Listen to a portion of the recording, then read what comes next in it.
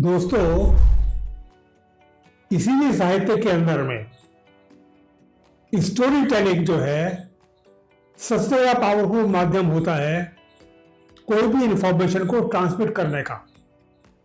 वो इसलिए सबसे ज़्यादा पावरफुल होता है क्योंकि उसके द्वारा दी हुई इंफॉर्मेशन ज़्यादा देर तक ह्यूमन माइंड में इससे करती है। अगर हम सिंपल डेटा सामने में डालें, कितना ही अच्छे से अच्छा डेटा हो, तो वो आदमी फिर भी उस डेटा को थोड़ी देर रिटेन करेगा और भूल जाएगा। लेकिन अगर उसी डेटा को हम स्टोरी के बोलेंगे तो फिर वो आदमी उसको डेटा को नहीं भूलेगा। आज के स्टोरी के अंदर में शिक्षा किसको दी जाए, आज हम लोग इस विषय पर बात करेंगे और ये बात एक कहानी के माध्यम से करेंगे, तो आप इसको एंजॉय करेंगे और इस चीज को ध्यान में रखेंगे भी। जरा एंजॉय करके देखिए। आज शर्मा जी आपके सामने बहुत अच्छी कहानी देने वाले हैं कि किसको शिक्षा दी जाए और क्यों दी जाए और कैसे दी जाए। धन्यवाद। Thank you sir. कहानियों के माध्यम से हम पहली बात तो अपने संस्कारों को एक पीढ़ी से दूसरी पीढ़ी को भेज सकते हैं। कहानी के माध्यम से हम ज्ञान का ट्रांसफॉर्मेशन करते हैं। इसीलिए कहानियों का हमारे समाज में बहुत बड़ा महत्व है। आज एक छोटी सी कहानी के माध्यम से हम शिक्षा की पात्रता पर बात करें। जंगल में पेड़ों का बहुत बड़ा झुरमुट था और उस झुरमुट के अंदर बंदर रहते थे और उन ऊंचे ऊंचे पेड़ों की शाखाओं पर बया नाम के पक्षी भी अपने सुंदर घोंसले बनाकर रहते थे। सावन का महीना था, चारों तरफ हरियाली थी, मौसम बहुत सुहावना था। बया पक्षी अपने घर के दरवाजे पर खड़ा होकर मौसम का आनंद ले रहा था। अचानक तेज बारिश होने लगी, तेज हवाएं चलने लगी, गर्मी से मौसम ठंडी में बदल गया और बहुत देर तक तेज हवाओं के साथ बरसात होने से वातावरण पूरा ठंडा हो गया। तभी बया ने देखा कि उन पेड़ों के झुरमुटों पर बंदर पानी में भीगता, ठंड से ठिठुरता, कभी पेड़ की इस डाल पर जाता, कभी उस डाल पर जाता और अपने बदन को, अपने शरीर को छुपाने की कोशिश करता। लेकिन हवा के थपेड़े, हवा की तेज गति उसको लगती और बंदर परेशान होता। जब बरसात बंद हो गई और बंदर अपनी डाल पर बैठ गया तो बया ने पूछा कि बंदर, आपका शरीर तो मनुष्य जैसा है, हाथ हैं, पैर हैं, तो आप अपना घर क्यों नहीं बना लेते? बंदर बरसात से में भीगा हुआ, पहले ही झुंझलाया हुआ बैठा था और ऊपर से बया ने उसे ज्ञान दिया तो बंदर का गुस्सा और बढ़ गया और बंदर ने गुस्से में बया का घोंसला, जिसमें बया ने पूरे मौसम का आनंद लिया, उसको पकड़ा, खींचा और नोच नोच करके इधर उधर जमीन पर फेंक दिया। बया बेघर हो गई, चू चू करती हुई पेड़ की डाली पर बैठी।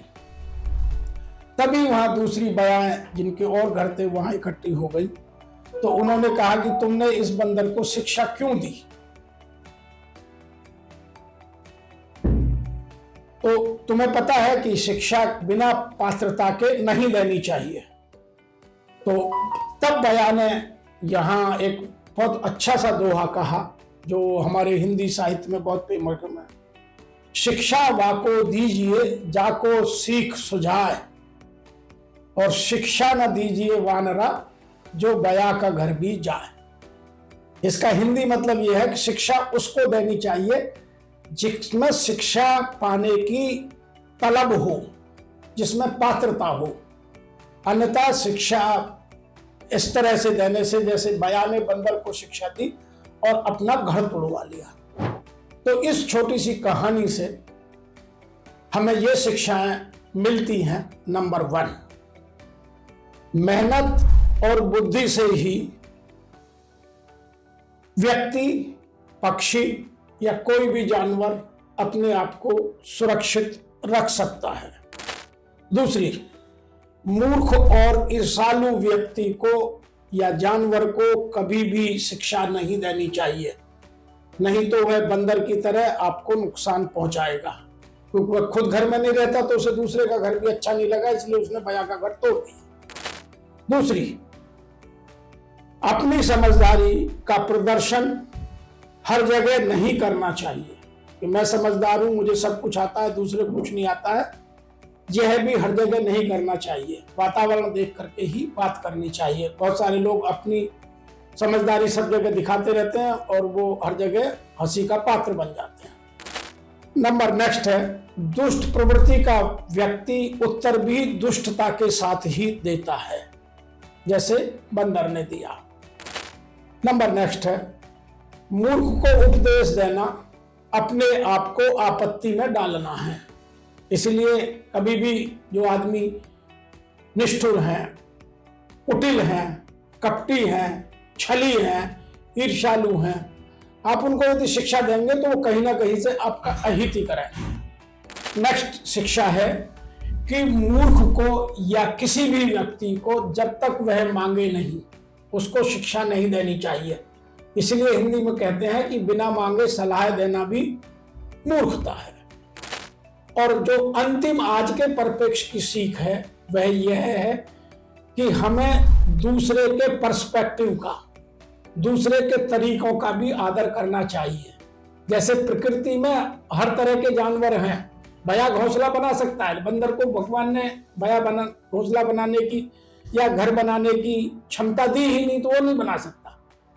तो आज के परिप्रेक्ष्य में यह भी हमें शिक्षा मिलती है कि हम दूसरों के तरीकों का, जीने के तरीकों का सम्मान करें और दूसरे के पर्सपेक्टिव को समझें, अपने ही पर्सपेक्टिव को सही ना मानें। तो इस छोटी सी कहानी से हमें इतनी सारी शिक्षाएं मिलती हैं। फिर एक अगली कहानी में मिलेंगे। तब तक के लिए आप सबको बहुत बहुत साधुवाद। आपसे एक निवेदन भी है, यदि आपको ये कहानियां अच्छी लगती हैं तो आप अधिक से अधिक लोगों तक पहुंचाइए और समाज के हित में अपना सहयोग दीजिए। और हमारे इस वीडियो को थोड़ा सा मोटिवेट करने के लिए आप सब्सक्राइब कीजिए, हमें कुछ लिखिए और हमेशा लाइक का बटन दबाइए। बहुत बहुत धन्यवाद। देखा दोस्तों, कैसी छोटी कहानी और कितना गुरु रहस्य। और अगर मैं बोलता कि सीख नहीं देनी चाहिए तो याद नहीं रहती, लेकिन कहानी तो बोली गई है तो शायद आपको आनंद भी आया होगा और याद भी रहेगी। धन्यवाद।